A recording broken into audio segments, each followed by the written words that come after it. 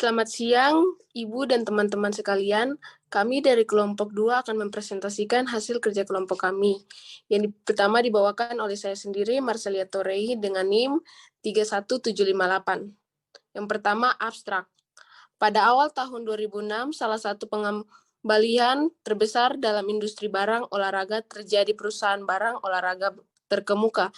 Jerman Adidas mengakuisisikan pesaingnya dari AS Reebok, membangun analisis industri barang olahraga dan karakteristik Adidas dan Reebok. Studi kasus ini mengeksplorasikan kompleksitas akuisisi lintas batas. Ini menguraikan tidak hanya motif dan risiko yang terkait dengan akuisisi, tetapi juga beberapa konsekuensi utama bagi strategi, struktur, dan budaya Adidas dan Reebok. Secara terkhusus, studi kasus mengkaji positioning merek Adidas dan Reebok sebelum dan sesudah akuisisi, serta tantangan terkait. Selanjutnya menganalisis integrasi Reebok ke dalam Adidas Group antara tahun 2007 dan 2017, terutama dalam konteks peningkatan tingkat persaingan seperti persaingan oleh rival industri Nike dan Under Armour. Next. Latar belakang industri dan perusahaan. Untuk memahami situasi Adidas dan Reebok di tahun 2016, kita perlu kembali ke masa lebih dari 10 tahun pada tahun 2005 dengan volume penjualan di seluruh dunia sebesar US 126,5 miliar dan tingkat pertumbuhan tahun 3-5%. Selama 5 tahun sebelum tahun 2005, industri barang olahraga adalah salah satu industri yang paling menjanjikan di dunia industri olahraga. Industri barang dapat dibagi menjadi 3 segmen produk. Next. Segmen pertama, peralatan olahraga mencakup semua barang olahraga yang diperlukan untuk berlatih olahraga tertentu, seperti sepak bola, raket tenis, papan selanjur salju, dan sarung tinju. Segmen kedua, pakaian olahraga terdiri dari semua barang olahraga yang merupakan komponen perlengkapan olahraga, seperti pakaian jogging, kaos, tas olahraga, atau aksesoris olahraga. Segmen ketiga, sepatu olahraga merupakan segmen tersendiri karena ukuran pada dasar yang besar, meskipun sepatu olahraga juga dapat dianggap sebagai pakaian olahraga atau seperti dalam atletik sebagai bagian dari peralatan olahraga yang penting. Next. Sementara industri barang olahraga agak berfragmentasi untuk waktu yang lama. Waktu 3 pemain kunci muncul pada tahun 1980-an dan 1990-an, Nike AS, Adidas Jerman, dan Reebok AS. Meningkatnya dominasi 3 besar yang berasal dari 1. Ofensif manajemen pemasaran, 2. Banyak akuisisi perusahaan, dan 3. Produksi lepas pantai di negara-negara terbiaya rendah memiliki pengaruh yang signifikan terhadap perkembangan seluruh industri barang olahraga. Next. Selanjutnya saya Muhammad Sadam Nugraha dengan 31706 akan menjelaskan tentang perusahaan Adidas. Adidas adalah perusahaan produsen sepatu, pakaian, dan perlengkapan olahraga asal Jerman yang didirikan pada tahun 1949 oleh Adolf Dassler atau lebih dikenal sebagai Adidasler. Perusahaan Adidas mulai dikenal dunia saat tim sepak bola kebangsaan Jerman yang menggunakan sepatu Adidas memenangkan FIFA World Cup tahun 1954. Pada tahun-tahun berikutnya, Adidas mulai memperluas jangkauan produknya dan memperkenalkan sepatu untuk jenis olahraga selain sepak bola dan juga pakaian olahraga serta perlengkapan olahraga seperti tas. Lalu pada tahun 60-70-an menjadi masa keemasan Adidas karena berhasil menjadi penguasa pasar untuk barang olahraga.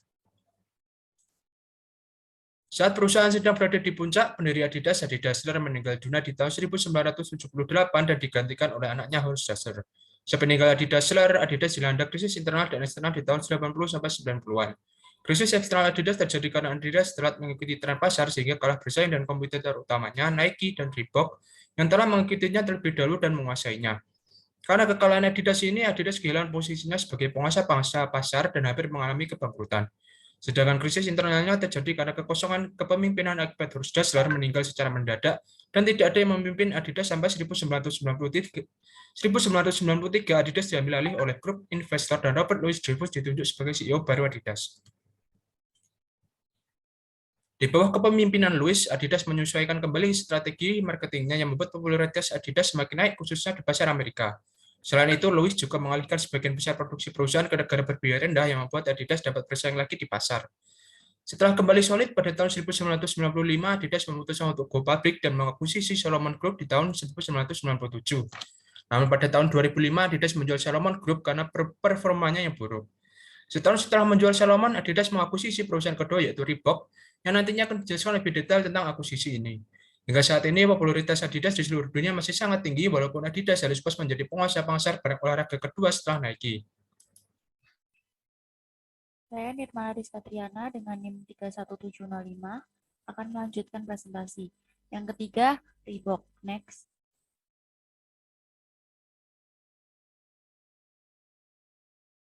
Reebok, perusahaan barang olahraga Inggris dengan kantor pusat di Bolton di bagian utara Inggris, didirikan pada tahun 1958 oleh Joseph dan Jeffrey Foster. Next. Sepanjang tahun 1960-an dan 1970-an, Reebok tetap menjadi perusahaan sepatu olahraga menengah yang bertindak di tingkat nasional dengan volume penjualan tahunan sebesar $1,5 juta. Dia kemudian mendirikan Reebok USA pada tahun 1979 dan perusahaan segera berkembang menjadi pemain global dengan Paul Firman sebagai CEO. Reebok memperoleh kepemimpinan pasar dunia dalam barang-barang olahraga industri pada tahun 1986, terutama karena ekspansi ke pasar luar negeri baik di produksi dan penjualan. Next. Setelah krisis ini, Reebok berubah dari sekedar penyedia kebugaran produk menjadi perusahaan pakaian olahraga dan sepatu olahraga yang berfokus pada gaya hidup produk. Meskipun sukses sejak pertengahan 1990-an, Reebok tidak berhasil beranjak dari posisi ketiganya di industri barang olahraga dunia. Kesenjangan yang besar antara Reebok di satu sisi dan Nike dan Adidas di sisi lain tetap. Next. Yang keempat, garis besar singkat akuisisi. Next. Negosiasi pengambilalihan rahasia antara Ketua Adidas Herbert Hainer dan Ketua Reebok Paul Firman memulai pada musim panas 2004. Next. Pengambilalihan merupakan yang terbesar akuisisi di industri barang olahraga sejauh ini sebesar $3,8 miliar, 50 setelah disetujui oleh otoritas antimonopoli AS dan Komisi Eropa. Pemegang saham Reebok menerima kesepakatan dengan mayoritas sekitar 98%. Next. Akuisisi secara resmi terjadi pada tanggal 31 Januari 2006. Setelah pengambilalihan, Adidas merancang struktur manajemen baru dengan satu orang yang bertanggung jawab untuk masing-masing merek Adidas, Reebok, dan TaylorMade. Orang-orang ini diharapkan untuk melapor langsung ke Herbert Hainer yang menyimpan posisi sebagai CEO. Next. Seperti sebelumnya, ketiga merek tersebut dikelola secara terpisah. Ketiga merek tersebut pusat dipertahankan dan Departemen Penjualan Adidas, Reebok, dan TaylorMade terus beroperasi secara independen satu sama lain. Setelah pengambilalihan, Adidas dibagi menjadi 9 divisi. Mantan merek Reebok Dark Normal dijual ke perusahaan McGregor Golf dan bisnis sepatu olahraga merek Ralph Lauren dan Polo dijual ke perusahaan Polo Ralph Lauren pada tahun 2006. Volume penjualan Adidas mencapai $13,3 miliar dan laba tahunnya sebesar $635,0 juta. Next. Nama saya Tanaya Oleh Maharani dengan NIM 212131677 akan melanjutkan presentasi dari teman saya Nirmala Rizka tentang motif utama akuisisi. Apa alasan Adidas mengakuisisi Reebok? Motif Adidas untuk mengambil alih pesaingnya di Amerika Serikat, Reebok, sangat beragam. Pertama, dengan mengakuisisi Reebok, Adidas berharap agar dapat berhasil tumbuh signifikan. Misalnya, penjualannya meningkat melalui pengambil alihan. Melalui akuisisi, Adidas mengurangi kesenjangan dengan pemimpin industri Nike, sehingga meningkatkan peluangnya untuk menjadi pemimpin pasar dunia dalam industri barang olahraga. Namun, menurut beberapa kritikus, motif ini lebih didasarkan pada aspirasi pribadi Herbert Hainer daripada alasan ekonomi. Itu adalah salah satu tujuan pribadi Hainer untuk mencapai dunia kepemimpinan pasar dan dia bahkan mengakar tujuan ini dalam misi perusahaannya. Selanjutnya adalah perbandingan Adidas dan Reebok. Di wilayah dominan, Adidas menguasai wilayah Eropa dan Asia, sementara di Reebok di Amerika Serikat dan Inggris. Dengan pelanggan dominan, Adidas kebanyakan laki-laki dan atlet semua umur, sementara Reebok di usia muda, laki-laki dan perempuan. Untuk jenis olahraganya, Adidas berfokuskan pada atletik, sepak bola, dan olahraga Eropa, sementara Reebok, tenis, dan olahraga di United States. Sementara untuk harga, Adidas sedang hingga tinggi, sementara Reebok medium. Untuk distribusinya, Adidas mendistribusikan barangnya di pengecer barang olahraga, sementara di Reebok di department store dan butik. Untuk sponsornya, Adidas mensponsori FIFA, UEFA, Olympic, sementara Reebok di NBA, NFL, NHL, dan MLB. Dalam konteks ini, jika Adidas tidak mengakuisisi Reebok, akan sangat sulit bahkan tidak mungkin bagi Adidas untuk mengejar ketertinggalan dari Nike di segmen ini. Selain itu, Adidas bermaksud untuk meningkatkan akses pasar Reebok, terutama dengan memanfaatkan saluran distribusi Reebok, hubungannya dengan pengecer dan kontrak sponsornya dengan Liga Olahraga Profesional Amerika Serikat. Sebagai imbalannya, Adidas akan memfasilitasi akses Reebok ke pasar Eropa dan Asia. Jadi pada akhirnya Adidas itu bertujuan untuk memperkuat posisi bersama di kawasan penting, terutama di Amerika Serikat dan di Asia. Setelah pengambil alihannya, Adidas menjadi kurang rentan terhadap fluktuasi penjualan di tingkat regional, segmen pelanggan, dan jenis olahraga. Saya akan melanjutkan presentasi dari Tanaya Aulia Maharani. Nama saya Aprilia Budi Pratiwi dengan NIM 31689. Yang keenam ada kekhawatiran utama terkait akuisisi. Akuisisi sendiri adalah ketika suatu perusahaan membeli sebagian besar atau seluruh saham perusahaan lain untuk mendapatkan kendali atas perusahaan itu.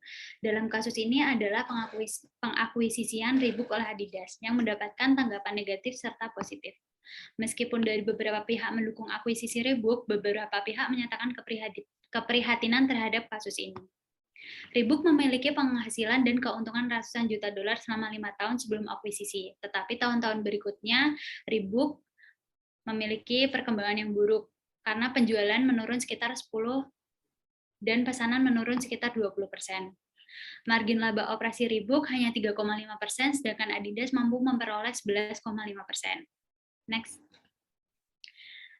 Ada beberapa alasan yang menjadi kelemahan Reebok, yaitu manajemen mereka tidak profesional, Reebok dianggap tidak memiliki fokus dan diferensiasi produk yang menarik. Berbagai macam elemen seperti olahraga, mode, casual, dan hiburan semua digabungkan. Yang kedua, produk Reebok dianggap ketinggalan zaman dan tidak memenuhi harapan dan keinginan sebagian besar pelanggan. Oleh karena itu, berbagai Reebok menjadi tidak laku di pasaran. Hal tersebut yang membuat penjual memberikan diskon besar kepada produk Reebok, sehingga menumbuhkan persepsi yang buruk yang menjadikan Reebok menjadi brand murahan. Selain itu, hubungan Reebok dengan penjualnya terganggu oleh distributor yang tidak dapat diandalkan dalam pengiriman barang. Yang cukup menjadi sorotan adalah kekhawatiran besar mengenai hubungan antara Adidas dan Reebok. Bisnis sepatu olahraga ini berpotensi menjadi hubungan tumpang tindih. Adidas dikatakan memiliki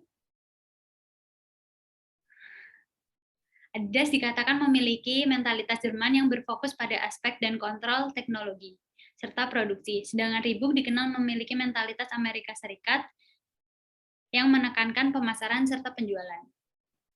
Melanjutkan dari rekan saya Dibnur Rahman, NIM 31747. Posisi merek sebelum akuisisi. Next. Merek Adidas berangkat di Eropa dan selalu terkait dengan sepatu sepak bola berkualitas tinggi dan inovatif secara teknologi. Pada tahun 1960, perusahaan berhasil mentransfer citra merek ini ke sepatu untuk olahraga, pakaian olahraga, dan lainnya.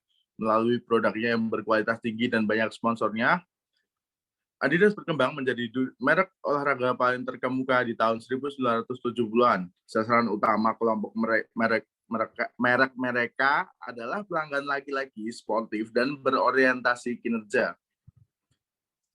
Pada tahun 1980-an, ketika preferensi pelanggan bergeser ke arah mode dan gaya hidup, Pelanggan terhadap merek Adidas juga berubah. Di satu sisi, teknologi, produk olahan, distribusi melalui pengecer khusus, sponsoring kontrak untuk kejuaraan Piala Dunia Sepak Bola FIFA, dan pertandingan Olimpiade sangat membantu dalam memperkuat citra merek dan orientasi kinerja dan kualitas unggul. Next.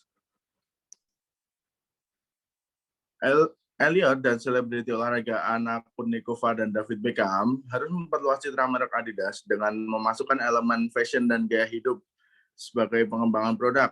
Adidas juga merambah ke fashion dan gaya hidup, bekerja sama dengan perancang busana Stella McCartney yang menciptakan sebuah koleksi Adidas fitness eksklusif untuk wanita dan membentuk beberapa divisi submerek.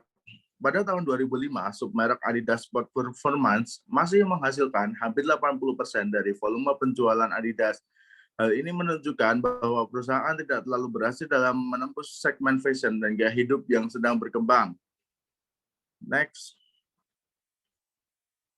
Menurut perhitungan konsultan Swiss Interbrand, Adidas berada di peringkat ke-71 di antara merek paling berharga di dunia dengan nilai 4 miliar US dollar. Pada produsen barang olahraga, Adidas berada di peringkat kedua di belakang Nike yang memiliki 30 miliar US dollar dan menempati ke-30 secara keseluruhan sebagai merek paling terkemuka. Namun berbeda dengan Adidas, Reebok tidak menargetkan atlet yang berorientasi pada performa. Akibatnya Reebok kehilangan banyak pelanggan yang berorientasi olahraga lebih tua dan ke kelas menengah dan atas, yang lebih menyukai pesaing Reebok Nike karena dalam tanda kutip lebih keren. Orang mungkin mempertanyakan sejauh mana Reebok masih menjadi merek barang olahraga khas pada waktu itu. Secara keseluruhan ini mengarah pada fakta bahwa merek Reebok memiliki nilai yang jauh lebih rendah daripada Adidas di 2005, sementara konsultan Swiss Interbrand tidak menilai nilai merek Reebok sama sekali. Majalah AS Forbes menghitung nilai 900 juta US dollar. Saya Mahdari Filiani dengan NIM 31674 dan saya akan menjelaskan tentang posisi merek setelah akuisisi. Setelah akuisisi Reebok, Adidas menghadapi tantangan untuk mengelola dua merek yang sangat berbeda, yaitu Adidas dan Reebok. Dalam suatu perusahaan, bagaimana manajemen Adidas menghadapi tantangan ini? Menggabungkan kedua merek menjadi merek baru yang disebut Adidas Reebok bukanlah pilihan yang layak karena nilai merek Adidas yang tinggi dan perbedaan yang signifikan antara kedua merek. Sebaliknya, Adidas memutuskan untuk mempertahankan kedua merek dan memisahkannya secara ketat. Untuk meminimalkan risiko kanibalisasi di antara mereka, namun alih-alih membedakan kedua merek dengan berkonsentrasi pada segmen atau wilayah produk yang berbeda, Adidas dan Reebok memilih untuk memposisikan kedua merek tersebut untuk kelompok dengan sasaran yang berbeda. Strategi ini membutuhkan merek yang sangat bijaksana, strategi manajemen untuk menghindari dilusi merek. Next. Setelah akuisisi, Adidas mengambil beberapa langkah untuk menerapkan pemosisian yang dijelaskan di atas. Kontrak sponsor dengan Asosiasi Sepak Bola Jerman yaitu Deutscher Fußball-Bund atau DFB diperpanjang hingga 2018. Selain itu, hak sponsor untuk klub sepak bola Football Club Liverpool dialihkan dari Reebok hingga Adidas untuk meningkatkan citra Adidas di Eropa dengan fokus pada sepak bola dan olahraga tim. Selanjutnya, kontrak sponsor eksklusif Reebok untuk kaos dan celana di Liga Bola Basket Amerika Serikat NBA ditugaskan ke Adidas. Sebagai langkah lain, Adidas meningkatkan upaya sponsornya di bidang olahraga bisnis sepatu Liga Sepak Bola Amerika Serikat NFL untuk memposisikan dirinya sebagai merek terkemuka untuk olahraga tim di pasar penting Amerika Serikat. Dalam usahanya untuk memisahkan dua merek Adidas dan Reebok, manajemen Adidas tidak pernah secara serius mempertimbangkan memposisikan Reebok sebagai merek berkualitas rendah atau sekadar penyedia artikel gaya hidup. Risiko pengecaran merek yang mengakibatkan penurunan penjualan atau bahkan kehilangan keuntungan terlalu tinggi. Reebok mulai kembali membeli hak jual merek mereka. Langkah ini dimaksudkan untuk memungkinkan margin keuntungan yang lebih tinggi dan terintegrasi manajemen merek di luar pasar Amerika Serikat. Saya di sini Ahmad Farih bin Amil Maula mau mempresentasikan integrasi Reebok Oh iya, lupa dengan NIM saya 31759.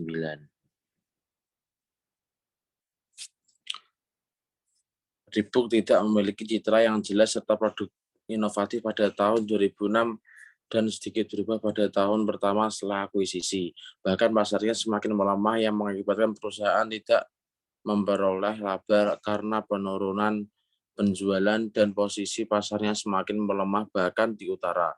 Pangsa pasar Reebok dalam persaingan pasar alas kaki olahraga dengan pemimpin pasar nikel, pangsa pasar Reebok dalam persaingan pasar alas kaki olahraga es berkurang setengahnya selama 3 tahun menjadi 2,5% pada tahun 2008.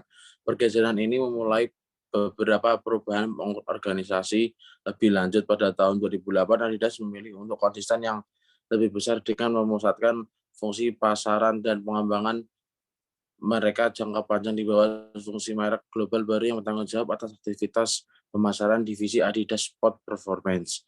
Pada saat yang sama, pengembangan produk dan perencanaan produksi untuk Adidas dan Reebok digabungkan menjadi fungsi operasi global. Pemasaran dan kegiatan operasi dengan demikian disinkronkan untuk meningkatkan koordinasi merek dan untuk memandu strategi ke pasar dengan penekanan khusus pada pengembangan merek. Bisa di next, Adam. Selanjutnya, CEO Adidas Herbert Hainer dan Presiden Reebok Uli Becker mengumumkan bahwa Reebok akan kembali ke akarnya yang berfokus pada kebugaran wanita, kebugaran pelatihan pria, serta ini produk klasiknya. Diharapkan ini juga akan menginginkan kecocokan yang lebih baik dengan segmen pasar dominan yang ditangani oleh merek Adidas, seperti pakaian olahraga dan olahraga kompetitif Adidas Sport Performance. Setelah perubahan organisasi ini sejalan dengan fokus merek baru lama, Reebok meluncurkan jenis sepatu baru yang seharusnya membantu pengencangan otot kaki sambil berjalan. Dikembangkan oleh mantan insinyur NASA, Adidas yakin bahwa apa yang disebut sepatu pengencangan akan memperkuat merek citra Reebok sebagai kebugaran spesialis. Sepatu ini terutama menargetkan pelanggan wanita yang sekali lagi berjalan dengan sejarah merek Reebok.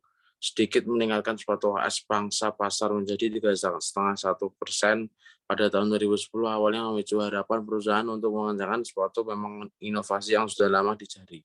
Herbert Hainer sudah sangat bersukacita. Hal yang paling menarik bagi saya adalah perpataan Reebok. Saya ingin melanjutkan presentasinya. Nama saya Wildan Hasan dengan NIM 31669.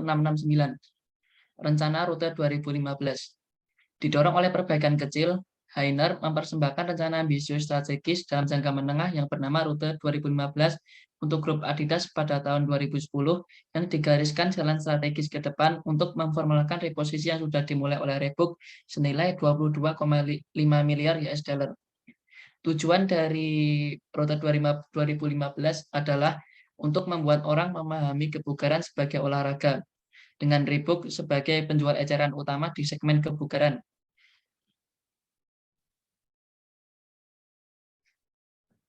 Reebok mencoba mempromosikan dan memanfaatkan tren ini dengan membentuk strategi kemitraan dengan CrossFit sebagai penyedia kekuatan dan berbasis komunitas yang berkembang pesat dalam menggabungkan beberapa bentuk latihan seperti aerobik, senam, dan angkat besi.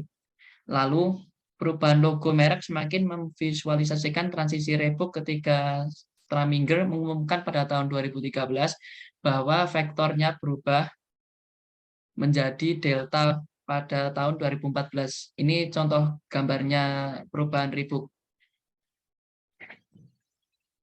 Namun, pasar dan harga konsumen membutuhkan lebih banyak waktu untuk sebetulnya menghargai Reebok sebagai perubahan, karena penjualannya turun lagi dari 2,2 miliar US$ pada tahun 2012 menjadi 1,9 miliar US$ pada tahun 2014. Nah, ini contoh gambarnya saham Adidas yang mengalami penurunan pada tahun 2014 dan rute 2015 dianggap belum mencapai tujuannya. Lalu menambahkan rasa atau model Amerika, bertujuan untuk meningkatkan citra merek Adidas di Amerika Serikat dengan menambahkan beberapa rasa Amerika. Dengan menandatangani kontrak, beberapa pemain bola basket, baseball, dan sepak bola profesional. Pada Agustus 2015, Adidas mengakuisisi Runtastic, sebuah perusahaan Eropa yang mengkhususkan diri dalam pengembangan kebugaran aplikasi dan perangkat untuk melacak aktivitas dengan sekitar 70 juta pengguna terdaftar pada tahun 2015. Totalnya atas biaya tersebut mencapai 18,5 miliar dan harga sahamnya melonjak menjadi 174 US dollar pada September 2015. Mantan Henkel CEO Casper Rostred sebagai penerus Hainer melakukannya dengan baik karena harga sahamnya melonjak 10% setelah pengumuman pada Januari 2016. Terima kasih atas presentasi yang kami lakukan. Kurang lebihnya mohon maaf. Wassalamualaikum warahmatullahi wabarakatuh.